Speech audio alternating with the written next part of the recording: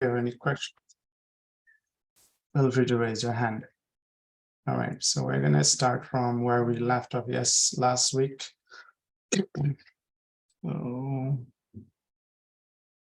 Okay, so last week, I think Rajwe was going over this document, and you guys probably covered first couple of sections of it.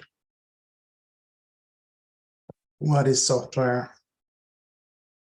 Obviously, you can see in the image itself. I'm going to zoom in a little bit more so you guys can see it clearly. And notice every single question has multiple answers, and they all represent the same thing. Some answers are written in technical language, some answers are written in plain English. So what happened in the past, what I have seen for some people, it's hard to understand when you write something in a technical way. So I had broken it down into multiple different ways so that one of the answer will be easier for you to understand. So don't get confused. So this section was covered. Second section was also covered, basically intro to the software testing. If you have any questions regarding this, we can talk about it now. Anyone has any questions regarding first two chapter sections? I saw some of you have submitted homework. Thank you very much. It was very brief homework. But one practice when you're submitting something, make sure you write your name, your date, even if, since this is international, institute, write your place, location would be nice so that, I don't know. So I have some background, some reference to know who is submitting the homework. Obviously, the tool itself tells me, but your document should also be clear enough. And that's a good practice as well. And whenever you're writing something, make sure that it is presentable, because a lot of the work when you get a job, you'll be doing is writing emails and stuff. So you want to make sure it's presentable, and your practice starts now. All right, seems like you guys don't have many questions regarding this. These are pretty straightforward. Only thing I would think, right, you need to focus a little bit on is the web application. This is where everything is right now. The other type of applications, for example, desktop and client server application, these are disappearing. Even Microsoft Office is in web now. So everything, just focus on web application and what are the issues, what are the challenges for web application. Yes, Redwan. Sorry to interrupt, brother. So I would like to let the members know that every week we will have meeting minutes, and if anybody wants to do the meeting minutes, they can reach out to me before class. So for today's meeting minutes, it will be Shamila Malik. She will be taking care of the meeting minutes for today. Sounds good. Thank you, brother. Okay. So web application, like think about what is web application and what are the key challenges for web application and what are the key issues we usually face in web application. So if you think about web application is a URL driven www, anyone can access it from anywhere in the world, Facebook, excuse me. Facebook, right? Every application must have a limit, right? Every application, this is not unlimited. You don't have unlimited capacity. Every application must have a limit. So this is defined in the requirement phase. Whenever a requirement is defined, especially web-based application, they need to know how many users they can carry, how many users they can hold at the same time. So things like this, for web application, you need to ensure that if it says 100 people, it could hold at the same time, that you need to test it and ensure that that is there. The other thing is like security issues. If you have an application and it has a credential login functionality, if someone can hack it, that's an issue, right? So we need to perform some sort of issue to ensure that those functionality is built in a way that you cannot break it.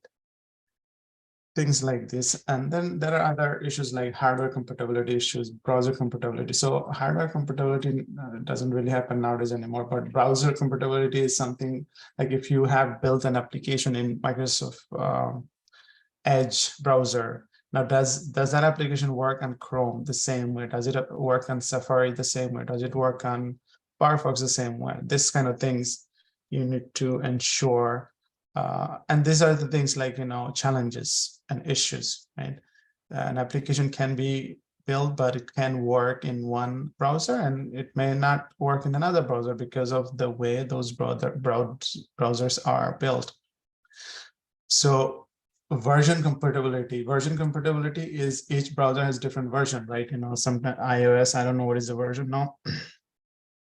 Firefox, maybe version 8 point something, Chrome, something else. I don't even know this one.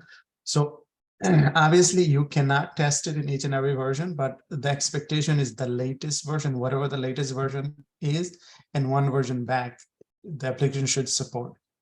And if your company wants you to perform this kind of testing, they will let you know. But when you're learning, you need to learn it thoroughly. Performance issue, right?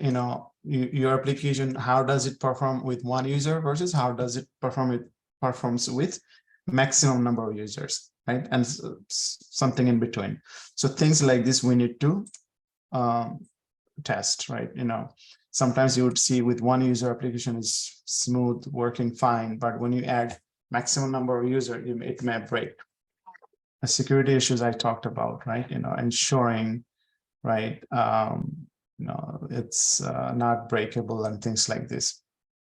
There are different types of security, functional application security, and as well as network security. So network security is something we don't deal with. We're more on the functional level. There are network team who deals with network security. So we don't need to worry about this one. Part 2, obviously, Raju, went over. You guys should be good. Let's move on to part 3. And part 3 is very, very crucial for everybody to understand. Part 3 is SDLC. SDLC stands for Software Development Lifecycle. And this is the entire process of how you build a software product and how you test it and how you sell it to the client. And every single thing is hidden here. If you understand SDLC properly, half of your job is right there. Right, so we will spend a lot of time today and next week to talk about and understand SDLC. So what is SDLC? I think we have written it 3 different ways here. SDLC stands for Software Development Lifecycle. It is the entire process of formal and logical step taken to develop a software product. Another way you can describe a software development lifecycle is the overall process by which the entire software is developed. Either or, just understand it. It's not about how you say it, how you understand it. Once you understand it, you can deliver it anyhow you want. And third way is written here, software development lifecycle, SDLC, is the entire process by which software industry to design, develop, and test high quality softwares. The SDLC aims to produce high quality software that meets or exceeds customer expectation, reaches completion within the timeline and with an estimated cost. So these are nothing but explaining SDLC. And so any questions? I think I'm going to share. Okay. So PowerPoint. Can you guys see my PowerPoint? Yes. Cool. So where did I go? So I was talking about SDLC, right? This is the same thing, nothing more than that here. So when it comes to SDLC, now SDLC, again, I'm going to keep repeat SDLC because you need to understand it thoroughly. Everyone needs to understand thoroughly, not just QA. Every single person involved in project development, they have to understand SDLC. SDLC has different phases. For example, user requirement phase, planning phase, design phase, development phase, system testing phase, UAT phase, deployment phase, cutover phase, maintaining phase, and configuration management phase. These are different phases, right, of SDLC. Now we're going to learn what happens on each phases by looking at it. Like if you look at this, right, what do you think? Like requirement phase, this is where requirement gets defined. And what is a requirement? Requirement is what you want from the system, how the system should be built, right? In everything requires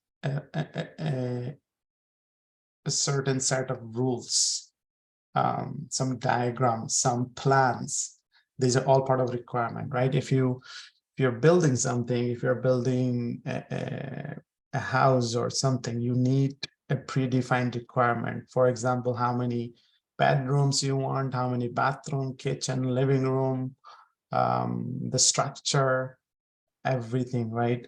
These are requirement predefined. You hire people, construction people, and say, okay, this is what I want, and this is what you should build, right? And then you're going to talk about the timeline and the money involved and things like this. So this is nothing but the requirement. Same thing happens in software industry, right? The requirement gets defined or shared very early, very early stage. Then once the requirement is given, then what happens? They start planning, like, okay, like this is the requirement the owner gave us, the owner of the house, potential owner of the house gave us. Now these people, the construction people, start planning, how do we do it? How do we create it, right? They'll start planning, then they'll start designing, right? This is what happens. Architecture, design happens and things like this, right? And then once these three are done, then they're going to move to development phase. This is where actual construction happens, right? So this is the main work area. This is where the actual construction happens. Once the construction is done, then testing happens. So who does the testing, right? You as an owner can do the testing. Obviously, they will do their testing. The construction people, they will build something, they will test it if it's fine or not, or if they need to modify it, right? And this is what they're going to do here. Then UAT, right? This is where user acceptance testing. So user is who? The owner who defined the requirement. They will say, okay, you built it, you tested it. Now I want to test it, make sure it's good, and give you my opinion and my approval. So this is what happens with UAT phase, user acceptance phase. Like this is where the actual owner comes back and say, I'm going to do my own testing. Then if this is fine, right? If everything goes through, then it goes to deployment or production phase. This is where this guy right here who asked for the house, he comes and start living in the house, right? Production phase, meaning the house is ready to use. He goes and start using it. Cutover phase, think of it as of instructions, set of instruction given to the owner, hey, by this guy, right? And the construction people. So in cutover phase, set of instruction or manual or any sort of information that they want to share, they would share with him. Maintenance phase, right? In maintenance phase, so let's say, this was done right here, and then 2 years from now, you felt like you want to add something to it. You want to maybe add another room or modify a room or do something like that. This is what maintenance phase is like. You do maintenance or something got broken or whatever, you call this guy saying, hey, like, can you fix this? So this is what the maintenance is. Now, CM library configuration management. This is basically a storage where you store all the documentation. This is, I was giving an example of a construction workflow, but when it comes to software, everything deals with documentation. There are documentation behind every phases. So you would be storing all the documentation in the configuration management phase. What do you guys think? Does it sound good or clear, confusing? It sounds good, bye. Thank you. This is how you build the software. Now let's look at it from software point of view. I was explaining to you with the real life example, but let's look at it from software point of view. How does it work? So this is the diagram that I'm going to share right now and try to walk you through. So is it clear or should I zoom in a little bit more? It's clear. Cool, thank you. So notice here, SDLC, software development lifecycle. This is the process. And you see here, as I was explaining, earlier, user requirement phase. Who can tell me what happens here? User requirement phase. What happens here?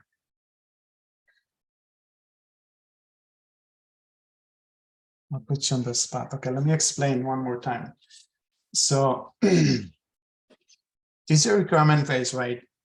This is where requirement gets defined. So think of it like what I was giving you an example earlier. So in IT industry, so let's say, so we have a company, right? IT Solutions is a software-based company who build software. We can build our own software and sell it outside. We can build anything. Let's say we build a platform and sell it to somebody. We could do it with our requirement. We can create a requirement. We can have a vision and we can create a requirement. Let's say we can build a trading platform or US-based trading platform. We can build it and find suitable buyer and sell it to them. We could do it. But it could also work the other way.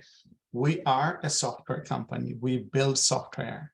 But somebody with idea and money, they could come to us, and it could be anybody. It could be a business owner running a business. It could be a person with a lot of money in the account, and he wants to build something. He can come to us, he or she, and say, hey, build me a software, and I want this software to do this certain things. Which could, okay, let's say it's a trading platform. He wants to build a trading platform for himself, right? So he can come in and say, these are my requirements. Can you build me a software product? And we can say, of course, we can do it. And this is how much it's going to cost you. And this is how much time it's going to take us. So here, these are the things gets defined in requirement phase. Requirement gets defined. So this is where the user, the requirement, if the requirement comes from external people, we can call them user or the client. The client comes in with their requirement and they talk to IT company. And I'm going to give you more and more wording as we move forward. But for now, I'm going to keep it very simple, right? They come in, the clients, they talk to us to build a software. And we talk to them and say, okay, it's going to cost you X number of dollar, and it's going to take like 6 months, something like that. And once we agree on that, then we're going to take his requirement and move it to planning phase right here. Because he's gone right here. He gave us the requirement, and you see we have gate here. The entire thing is gated, you see? Everything is gated. So he's not here anymore. He's gone. He said, here's the money, and I'm going to come back in 6 months to take my product. So we bring this to a planning phase. We start planning here. We start planning here. Once the planning is done, we send it to designer to design. We send it to developers, develop. We send it to testers to test. Then we send, when the testing is done, internal testing is done, then that application goes to UAT, and UAT stands for user acceptance testing. And you see this one is right in like halfway in and halfway out, because this is in the border, in the right at the gate.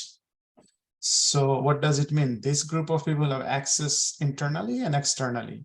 They belong to the client, UAT.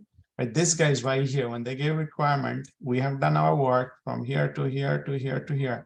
And then we say, we're done, take your product, give us the money. Then this guy is right here from user requirement phase. They're going to say, okay, you did testing, now I'm going to do testing too.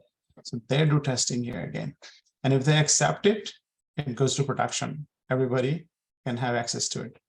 And if they find some issue, they'll send it back and we'll fix it. And then we'll say, okay, we fixed it, re-verify. And cutover phase, right? This is where some instructions or any instruction documentation and whatnot gets shared here. And then maintenance phase is where changes, upgrades, and things like this happens. And configuration phase, we store all the documentation.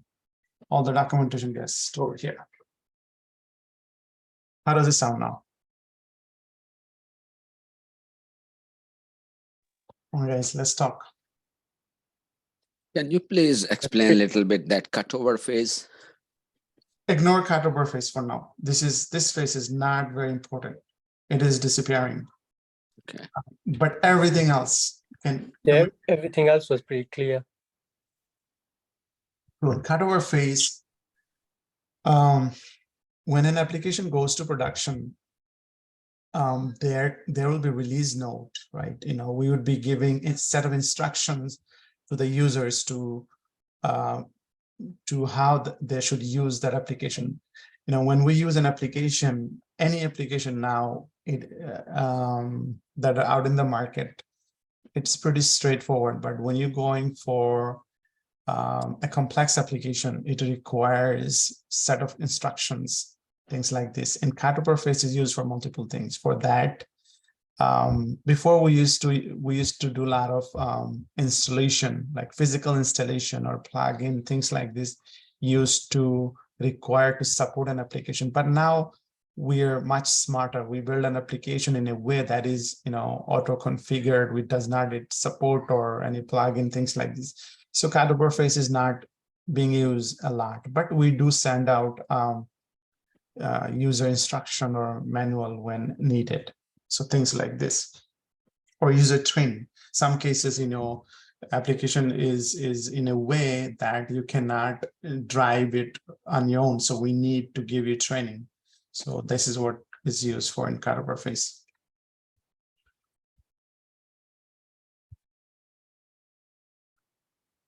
Okay. Any questions? Hi, I have a question. Yeah. So the user acceptance phase, the user acceptance testing phase, if they found out anything wrong, then are we going back to planning phase, or we are going back to the system testing phase? No, usually it goes to development phase. That's where actual construction happens. That's where actual work happens.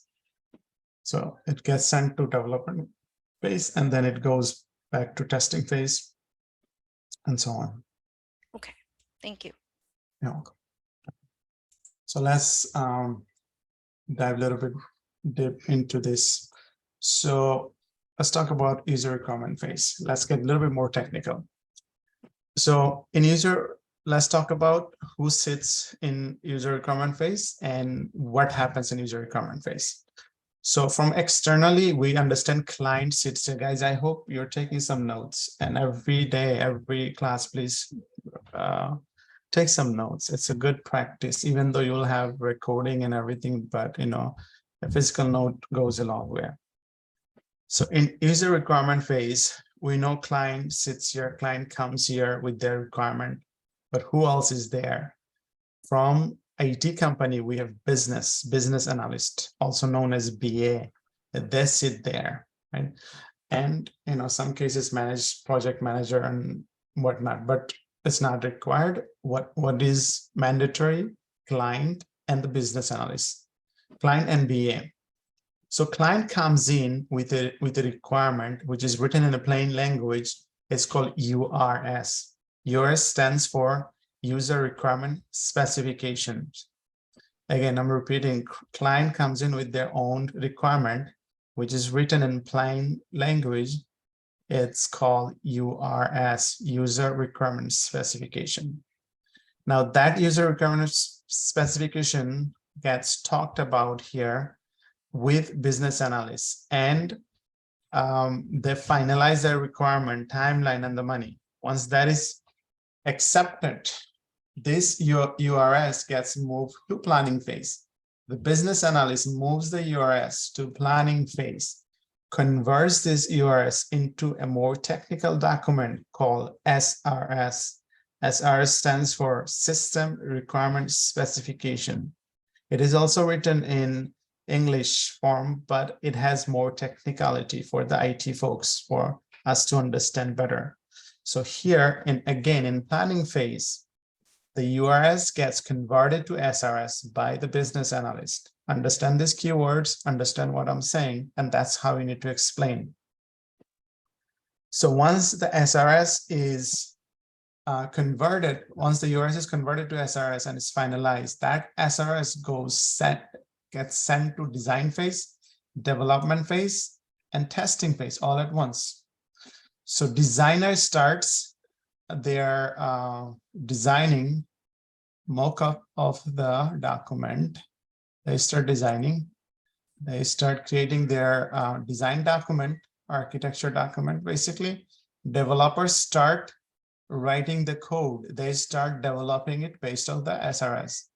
We as a QA, this is where we sit. QA sits here. System testing phase is where QA sits.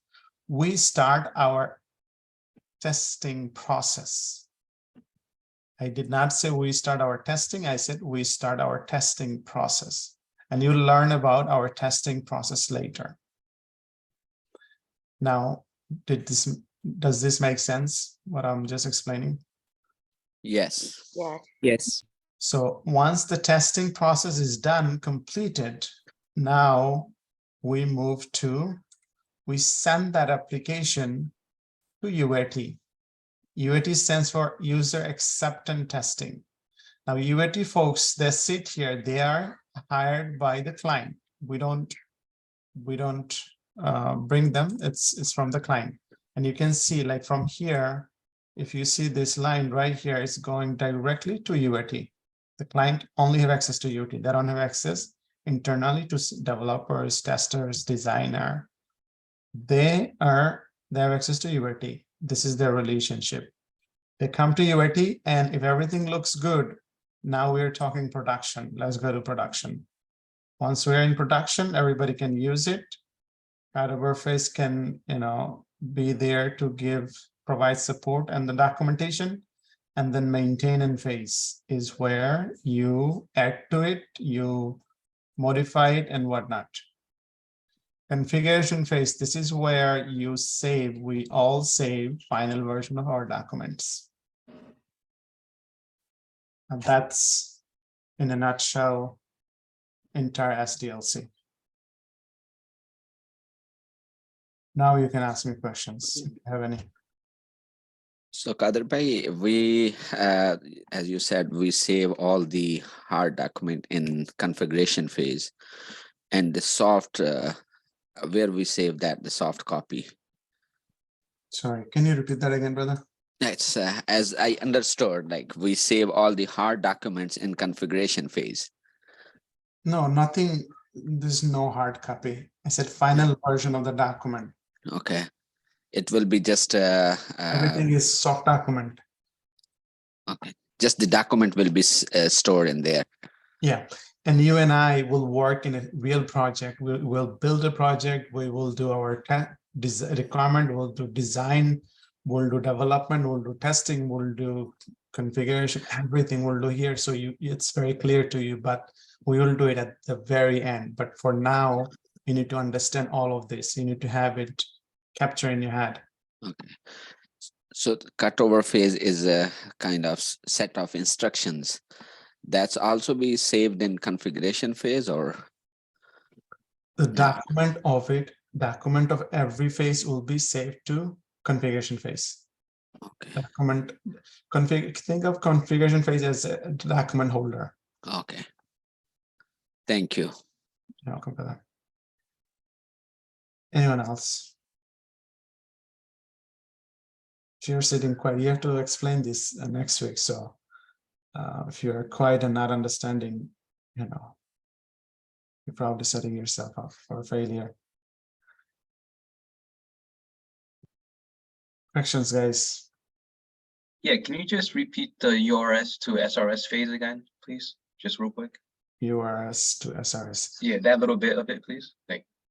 So URS is user requirement specification. SRS is system requirement specification. URS is a requirement that is given by the client, whereas SRS is driven from URS, but we as a software company, we internally create it, and it is responsibility of business analyst. Business analyst creates those documents.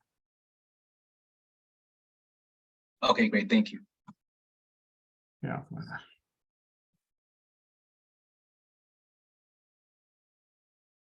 Yeah. So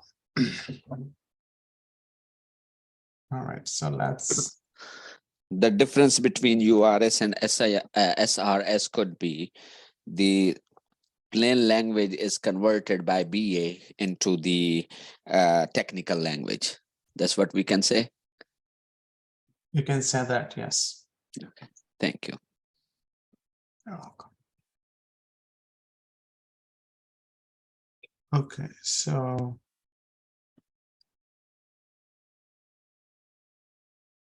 All right, so if you look here, I don't know if you guys have access to this document yet, but if you look at this here, it talks about every single phase and what happens here. User comment phase, what happens? User or the client shall come to IT company with URS.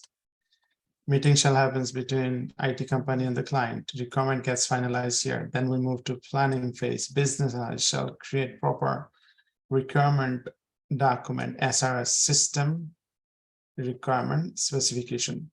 Some cases, like, there are different. So one other thing, like, guys, in IT industry, like, each company works differently.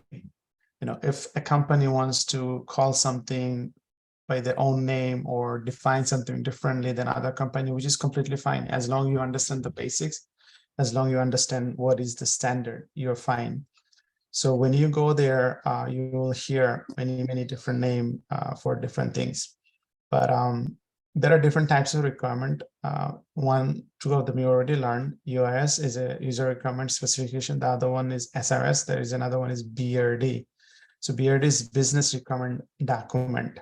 So right now, like, no one separates them. It is combined. It's the same thing. BRD is, what's BRD different from SRS? BRD has business logic in that document, which is defined within the system requirement specification. So one or the other is fine. I prefer system requirement specification because that usually covers everything, what a system should do and what is the expectation. Continuously, you can see design phase. We're talking about what is design and design phase and who's there and what we are doing. Development phase, same thing. Testing phase. Like I simply said, right, testing phase, I said we start our testing process. And these are the thing falls under testing process, and we'll learn that, we'll practice it once we get there. But for now, just understand in testing phase, we start our STLC process, which is software testing lifecycle process. Then URS, UAT phase, user acceptance phase, UAT phase. User acceptance testing phase is where user sends their tester to test and verify, re-verify basically. Deployment phase software is installed in production environment where everybody has access to it. Cutover phase, user training, user manual, application support is provided. Maintenance phase, it's where upgrade and whatnot. CM library, all the documentation, final version of each documentation gets stored there. So everything is written there. Do you guys have access to this document?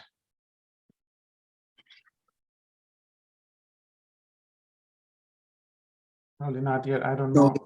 I don't think so. Okay. Some of you probably have, some of you don't. So Redwan, what is the plan? I forgot if we talked about it.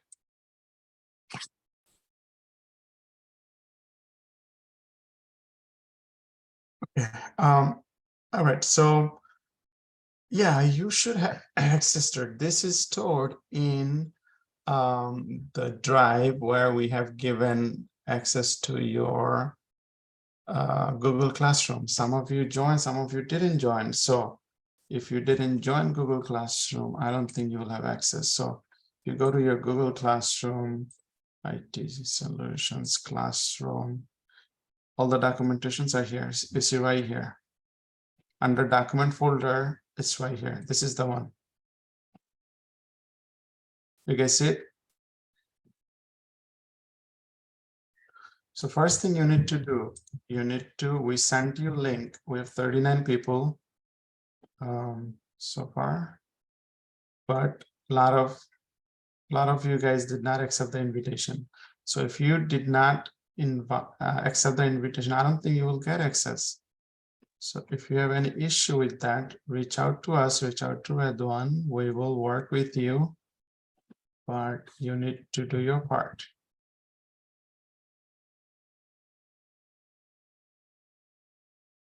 How many of you do not have access to Google Classroom? Who doesn't have access to Google Classroom? I don't, brother.